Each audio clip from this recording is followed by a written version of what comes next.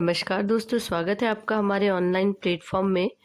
और इससे पहले की क्लास में हमने हड़प्पा सभ्यता को देखा था।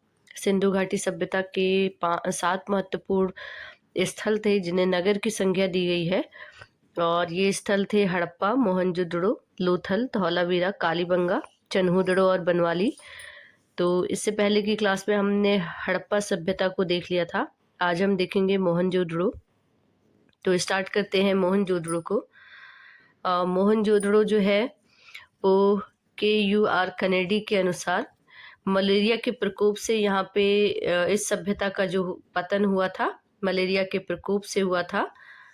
और KUR कनेडी ने कहा कि यहाँ पे मलेरिया हुआ होगा, महामारी फैली होगी, जिसके कारण जो है मोहनजोदड़ो का पतन हो गया था, मोहनजोदड़ो की सभ्यता का पतन हो गया था।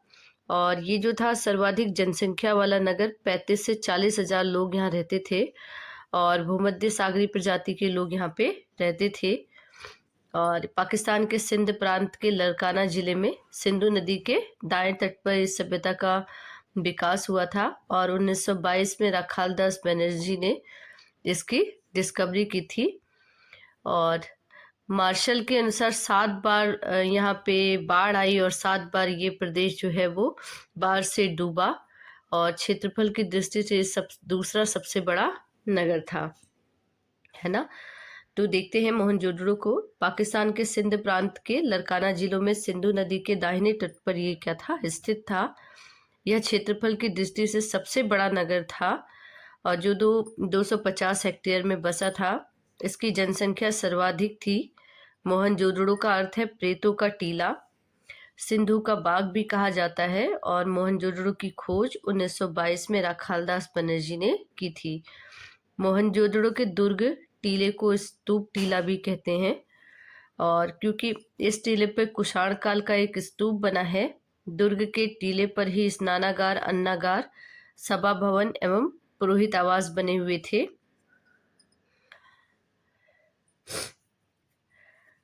ठीक है, तो जो मोहनजोदड़ो सभ्यता है इसे मृतकों का टीला या प्रेतों का टीला भी कहते हैं। सिंध का बाग भी कहते हैं यहाँ पे। और स्तूप टीला, स्टुअर्ट पिगट ने इसको हड़प्पा एवं मोहनजोदड़ो को जुड़वा राजधानी कहा है। ठीक है, तो जुड़वा राजधानी किसने कहा है हड़प्पा और मोहनजोदड़ो को? स्टुअर्ट पिगट ने। ठीक है, स्टुअर्ट पिगट ने, स्टुअर्ट पिगट ने। ठीक है, तो स्टुअर्ट पिगट ने हड़प्पा और मोहनजोदड़ो को जुड़वा राजधानी भी कहा है। अब यहाँ की देखिए थोड़ा सा विशेषताओं को अगर देखते हैं तो देखिए ये पूर्वी टीला है और यहाँ पे पश्चिमी टीला है। पश्चिमी टीला में जो है सभा भवन बना हुआ है और यहाँ पे घर बने हुए हैं। इसके अलावा यहाँ पे पुरोहित आवास देखने को मिलता है। यहाँ पे महाविद्यालय भी देखने को मिलता है। यहाँ पे बृहत स्नानागार और अन्नागार भी देखने को मिलता है पश्चिमी टीले में। ठीक है, और पूर्वी टीले जो हैं यहाँ पे 1200 मोहरें मिली हैं। कैसी मोहरें? वर्गाकार, जो सेल खड़ी से बनी हुई है। यहाँ पे सूती का कपड़ा जो है मिला हुआ है, चाकू में लपेटा हुआ। ठीक है, और यहाँ पे ये ऐसे चौराहा है और इससे ये सड़कें निकली हुई हैं। और सड़कें कैसी है? 10 मीटर चौड़ी सड़क है और यहाँ बीच में एक राजपथ है। ठीक है, और सड़कें इसके चारों ओर से निकली हुई है ना। और यहाँ पे प्रोटो ऑस्ट्रेलाइट प्रकार के 10 मीटर कांसे की मूर्ति मिली है। यहाँ पे नर्तकी की मूर्ति मिली है। ठीक है, कांसे की नर्तकी की मूर्ति मिली है और ये कैसे हैं? प्रोटो ऑस्ट्रेलाइट प्रकार के। ठीक है, तो देखते हैं यहाँ के स्नानागार की विशेषता। स्नानागार जो है कहाँ मिले हैं? पश्चिमी टीले में बृहत स्नानागार मिले हैं। तो मोहनजोदड़ो का सबसे महत्वपूर्ण सार्वजनिक स्थल विशाल स्नानागार है। इसका जलाशय दुर्ग के टीले में है और यह 11.88 मीटर लंबा, 7.01 मीटर चौड़ा और 2.43 मीटर गहरा है। दोनों सिरों पे तल तक सीढ़ियां बनी हुई है। स्नानागार का फर्श पक्की ईंटों का बना है। पास के कमरे में बड़ा सा कुआं है, इससे पानी निकालकर हौज में डाला जाता है। और स्नानागार के दक्षिण पश्चिम से गंदा पानी निकलने के लिए नाली बनाई गई है। इस विशाल स्नानागार का उपयोग सार्वजनिक रूप से धर्मानुष्ठान संबंधी स्नान के लिए होता है। मार्शल ने विशाल स्नानागार को तत्कालीन विश्व का आश्चर्यजनक निर्माण बताया है। ठीक है, तो जैसे मान लीजिए ये स्नानागार है और इस पे ये सीढ़ियां बनी हुई है ऐसे दोनों साइड से। ठीक है, और स्नानागार में ये उतरने के लिए इसमें सीढ़ियों की व्यवस्था है। और सीढ़ियाँ कैसे हैं, उत्तर और दक्षिण दोनों साइड में क्या है, सीढ़ियाँ हैं। यानी कि इधर से भी ये ऐसे उतरने के लिए इसमें सीढ़ियों की उत्तम व्यवस्था है। और सबसे बड़ी इमारती संरचना है, इसलिए इसे बृहत स्नानागार भी कहा जाता है। और ये दक्षिण पश्चिम से यहाँ पानी निकलने की व्यवस्था भी है, इसमें अच्छी व्यवस्था है पानी निकलने की। ठीक है, इसीलिए इसे दुनिया का आश्चर्य भी कहा जाता है। और दुनिया की सबसे बड़ी इमारती संरचना भी ये है, बृहत स्नानागार। और मार्शल ने इसको क्या कहा है, विश्व का आश्चर्यजनक निर्माण। फिर उसके बाद आते हैं अन्नागार। तो ब्रीलर के अनुसार मोहनजोदड़ो की सबसे बड़ी इमारत अन्नागार या अन्न कुठार है। यह 45.71 मीटर लंबा और 15.23 मीटर चौड़ा है। ठीक है, यहाँ पे अन्नागार भी है, किसमें, पश्चिमी टीले में। फिर आता है सभा भवन। तो दुर्ग के दक्षिण में 27x27 मीटर आकार के वर्गाकार भवन प्राप्त हुए हैं। मोहनजोदड़ो में पूर्वी टीले को HR, वस तथा VS तथा D के क्षेत्रों में बांटा गया है। इसमें HR क्षेत्र जो है अत्यंत प्रसिद्ध है। HR क्षेत्र से कांसे की नर्तकी की मूर्ति उल्लेखनीय है। और मोहनजोदड़ो में कुल 21 मानव कंकाल प्राप्त हुए हैं, परंतु यहाँ किसी कब्रिस्तान का उल्लेख जो है नहीं मिलता है। ठीक है, यहाँ पे जो है 21 मानव कंकाल प्राप्त हुए हैं। और यहाँ पे जो है कांसे की मूर्ति प्राप्त हुई है। कांसे की मूर्ति कैसी है, नर्तकी के आकार की है और कैसी है, 10 मीटर लंबी। ठीक है, हड़प्पा तथा मोहनजोदड़ो एक दूसरे से 482 किलोमीटर दूर सिंधु नदी द्वारा जुड़े हैं। पिगट महोदय ने इन नगरों को सभ्यता की जुड़वा राजधानी का हमने शुरू में ही बताया था। उसके बाद आता है चन्हूदड़ो। तो चन्हूदड़ो जो है पाकिस्तान के सिंध प्रांत में स्थित है, सिंधु नदी के तट पर। और 1931 में MC मजूमदार ने इसको डिस्कवर किया था। 1935 में अर्नेस्ट मैके ने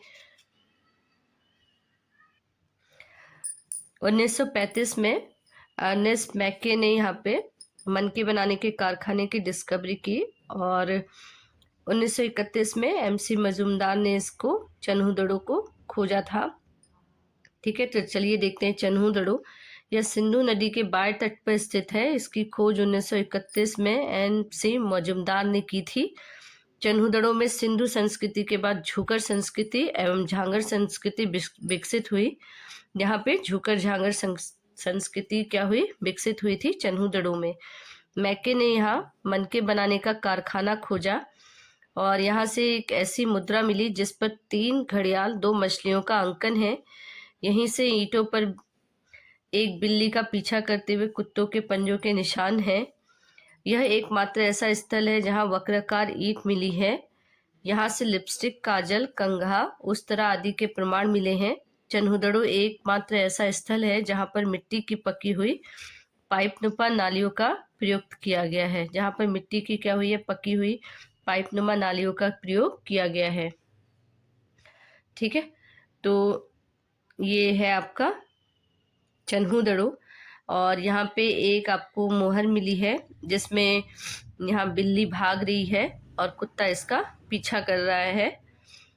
ठीक है, और यहाँ पे वक्राकार ईंटों का प्रयोग हुआ है। और यहाँ पर से जो है लिपस्टिक, कंघा, इत्र और सौंदर्य प्रसाधन के लिए वस्तुएं यहाँ पे इससे प्राप्त हुई है। और यहाँ पे मनके बनाने के कारखाने भी मिले हैं। और यहाँ पे जो है इससे पहले हमने जो भी सभ्यता पढ़ी उसमें पश्चिमी और पूर्वी टीले में जो है वर्गीकृत किया गया, दो भागों में बटा हुआ था। किले जो थे दो भागों में, या जो दुर्ग थे वो दो भागों में बटे थे, लेकिन चंदूड़ों में पश्चिमी और पूर्वी टीले जो है दुर्गीकृत नहीं थे। ठीक है, उसके बाद आता है लोथल।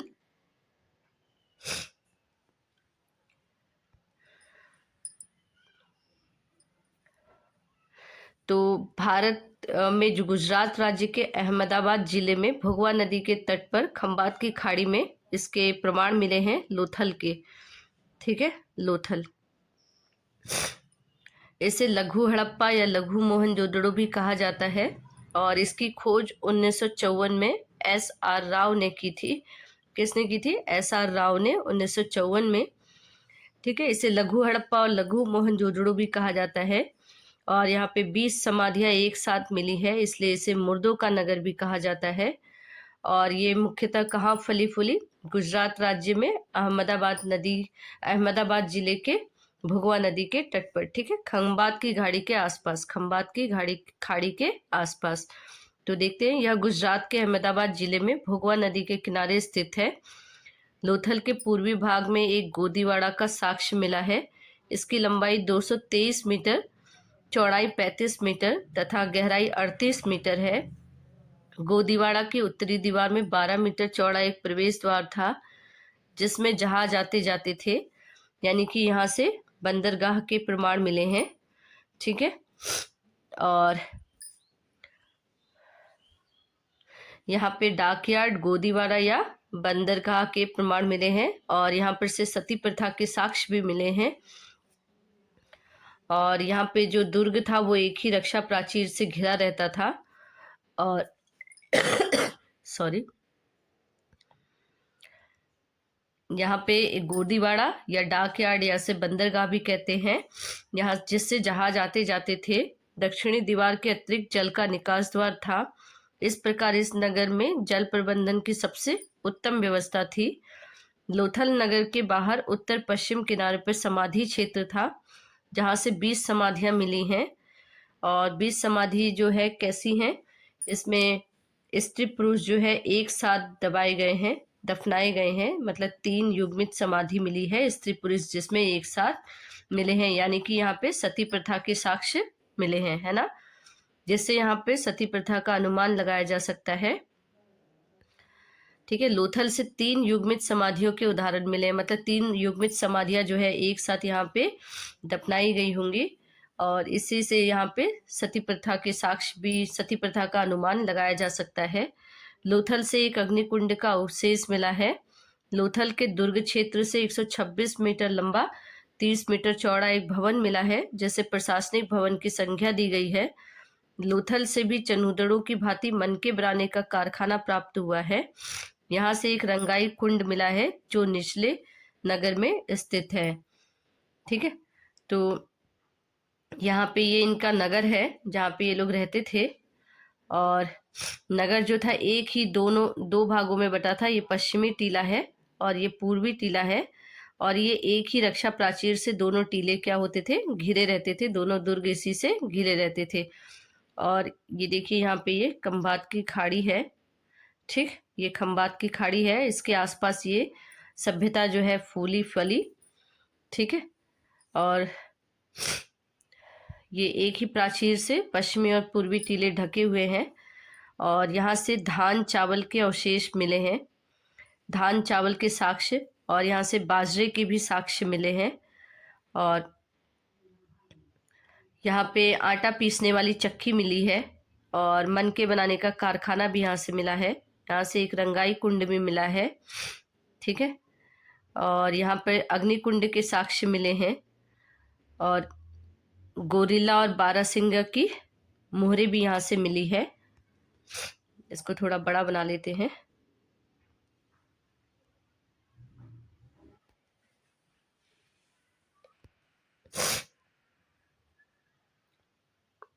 ये पूर्वी टीला है और ये पश्चिमी टीला है। दोनों एक ही रक्षा प्राचीर से घिरे हुए हैं, ठीक है। और यहाँ पे पूर्वी टीले से धान चावल के साक्ष्य मिले हैं और यहाँ से बाजरे के भी साक्ष्य मिले हैं। किसके? बाजरे के साक्ष्य मिले हैं। यहाँ पे एक रंगाई कुंड मिला है। यहाँ पे एक रंगाई कुंड मिला है। उसके अलावा यहाँ पे आटा पीसने वाली चक्की मिली है। उसके अलावा यहाँ पे मनके बनाने के कारखाने मिले हैं। यहाँ पे गोरिल्ला व बारहसिंगा की मुहरें मिली हैं। मम्मी मॉडल के यहाँ पे दफनाए हुए शव मिले हैं। यहाँ पे अग्निकुंड के साक्ष्य मिले हैं, ठीक है। और एक ही रक्षा प्राचीर से दोनों दुर्ग या किले यहाँ पे घिरे हुए हैं, ठीक है। ये देखिए, ये यहाँ पे खंबात की घाड़ी है और यहाँ इसके आसपास के क्षेत्र में ये सभ्यता फूली फली, ठीक है। उसके बाद देखते हैं कालीबंगा, ठीक है। तो जो कालीबंगा है वो राजस्थान के आसपास, राजस्थान के पास गंगानगर जिले में घग्गर नदी के तट पर स्थित है कालीबंगा जो सभ्यता थी। और ये बहुत ज़्यादा विकसित सभ्यता थी। 1957 में अमलानंद घोष ने इसकी खोज की थी और 1960 में बीके थापर के नेतृत्व में इसका उत्खनन किया गया। और कालीबंगा का शाब्दिक अर्थ है काले रंग की चूड़ियाँ, ठीक है। तो देखते हैं, कालीबंगा का अर्थ है काले रंग की चूड़ियाँ। 100 हेक्टेयर में बसे राजस्थान के गंगानगर जिले में इस नगर की खोज 1951 में अमलानंद घोष ने की और यह सबसे प्राचीनतम सभ्यता है और इसे सभा भवन की संज्ञा दी गई है। यह प्राचीन सरस्वती और दूती नदियों के बीच में स्थित है। इसको हम दो शब्दों से जोड़ सकते हैं, प्राक धन विकसित, ठीक है। यानी कि प्राक प्राचीन भी है और विकसित सभ्यता भी है। सरस्वती नदी का आधुनिक नाम घग्घर और दृष्टदंती का चौतंग है। सरस्वती नदी के किनारे घग्घर, हाकरा, पाटपार पर सार्वजनिक स्थलों का संकेंद्रण था। कालीबंगा के पश्चिम टीले पर सैंधव सभ्यता के नीचे प्राक सैंधव संस्कृति के प्रमाण प्राप्त हुए हैं। इन प्रमाणों से हल से जुते हुए खेत का साक्ष्य सबसे महत्वपूर्ण है। इनकी जुताई आड़ी तिरछी की गई थी जिससे 2 फसलों को एक साथ बोए जाने का अनुमान लगाया जाता है, ठीक है।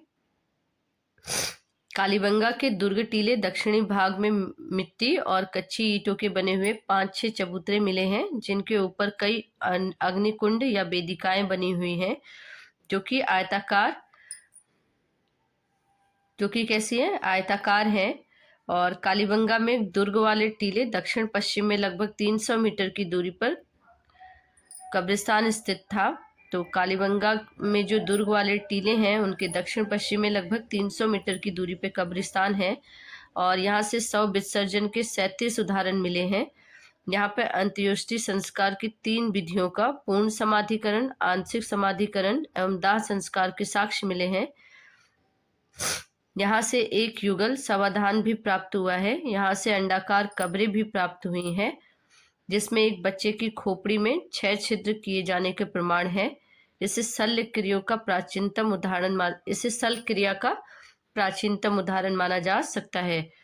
कालीबंगा में मकान कच्ची ईंटों के बने थे। नगर टीले से अलंकृत ईंटों के प्रयोग के प्रमाण मिलते हैं।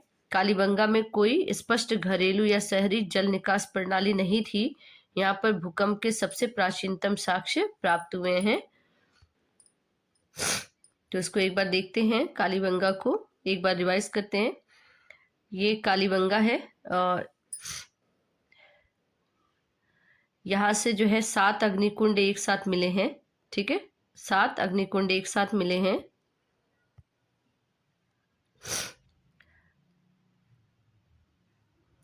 यहाँ से चना के साक्ष्य मिले हैं और चने जो है वो नज़दीक जोड़े पे थे, और मतलब एक जोड़े पे चना और दूसरे जोड़े पे सरसों। सरसों जो है वो दूर दूर बोए जाते थे, और जुता हुआ खेत के प्रमाण यहाँ से मिले हैं। उसके अलावा अलंकृत ईंटें यहाँ से मिली हैं, और इसके अलावा यहाँ पे नरकंकाल यानी कि बच्चे की खोपड़ी में छेद के प्रमाण मिले हैं। ये बच्चे की खोपड़ी में छेद के प्रमाण यहाँ से मिले हैं। इससे शल्य चिकित्सा का हम अनुमान लगा सकते हैं कि यहाँ पे शल्य चिकित्सा की जाती होगी, तो शल्य चिकित्सा के साक्ष्य यहाँ से मिले हैं। उसके अलावा यहाँ पे ऊंट की हड्डियां मिली हैं। ठीक है। और यहाँ पे जो है दुर्ग या किला 4 दीवारी से घिरा रहता था, और ये 2 अलग अलग रक्षा प्राचीर से ये क्या रहते थे, घिरे हुए रहते थे। ठीक है।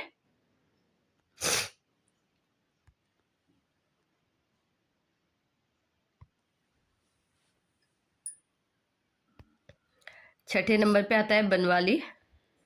तो यह स्थल हरियाणा के हिसार जिले में सरस्वती नदी के किनारे स्थित था। इसकी खोज 1974 में RS बिष्ट ने की। यहाँ से मिट्टी के बना हल तथा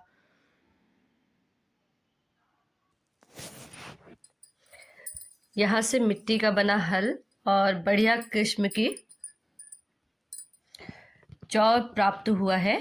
ठीक है, ये जौ है, इसको जौ कर लीजिए। बनवाली में सिंधु सभ्यता की सबसे महत्वपूर्ण विशेषता जल निकास प्रणाली का अभाव था। यहाँ से प्राक हड़प्पा हड़प्पा और हड़प्पोत्तर काल के प्रमाण प्राप्त हुए हैं। यहाँ के मकान के साथ सामान से पता चलता है कि यह समृद्ध लोगों का नगर था। बनवाली के कई मकानों से अग्नि वेदियां मिली हैं। इनके साथ अर्धवृत्ताकार ढांचे हैं, और जिनके आधार पर कुछ विद्वान यहाँ मंदिर होने का संभावना को व्यक्त करते हैं। उसके बाद लास्ट आता है धौलावीरा।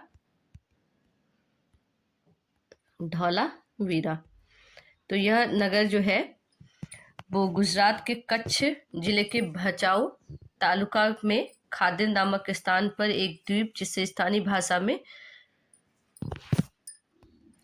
बैट कहते हैं, के उत्तर पश्चिमी कोने पर बसा हुआ एक छोटा सा गांव है। 100 हेक्टेयर में बसे धौलावीरा टीलों की खोज सन 1967-68 में श्री JP जोशी ने की। 1990 में इसे भारतीय पुरातत्व सर्वेक्षण के RS बिष्ट के निर्देशन में उत्खनन कार्य चल रहा है। अभी भी इसका उत्खनन कार्य चल रहा है। ठीक है। तो जो धौलावीरा है, इसका आकार कैसा था, आयताकार है, और गुजरात के भचाऊ जिला में खादिर यानी कि खादिर के दीर्घ के उत्तरी भाग में ये स्थित है। जगतपति जोशी ने इसकी खोज की और 1990 में इसका उत्खनन किया। यहाँ से इसका आकार कैसा है, आयताकार है। ठीक है।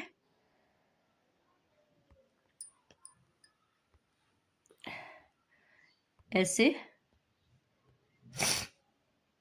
और बीच के स्थल में इनका स्टेडियम है। ये पश्चिमी टीला है और ये मध्यमा है, और बीच का स्थल स्टेडियम मतलब है ये खेलने के लिए स्थान है, यानी कि इसका आकार कैसा, आयताकार है, और ये 3 भागों में बटा हुआ है। ठीक है। और यहाँ से दक्ष अक्षरों की नेम प्लेट मिली है। ठीक है। यहाँ से 10 अक्षरों की नेम प्लेट मिली है, यानी कि 10 अक्षरों का नेम प्लेट, और 16 बड़े तालाब यहाँ से मिले हैं, और 2 नहर या नाला भी यहाँ से मिला है। पूर्वी टीले में जो है जल प्रबंधन उच्च कोटि का था। ठीक है।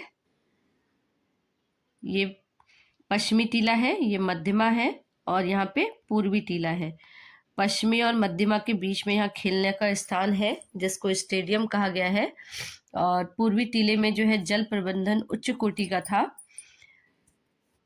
और 2 नहर या नाला था, जो कुल भूमि के यहाँ पे 30% भूभाग यहाँ पे स्थित है, यानी कि 16 बड़े छोटे तालाब हैं, प्लस में 2 नहर है, और 30% जो है भूभाग यहाँ पे शेष बचता है। ठीक है।